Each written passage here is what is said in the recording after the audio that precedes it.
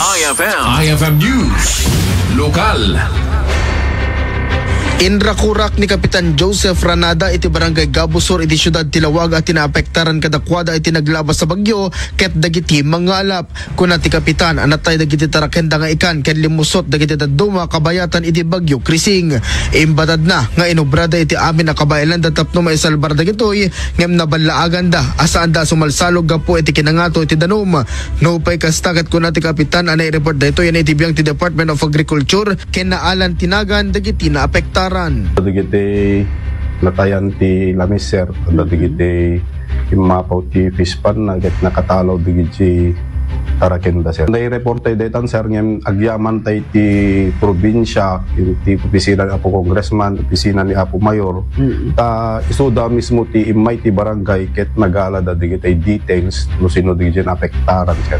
Iti agdamakit mangnamnama dagiti mangalap iti barangay Gabusor iti syudad Tilawag nga dan tumetlaeng iti sukat dagiti napukaw alamesda. Para iti IFM News, Idol Lawrence Corpus Martinez, tatak, Aremen.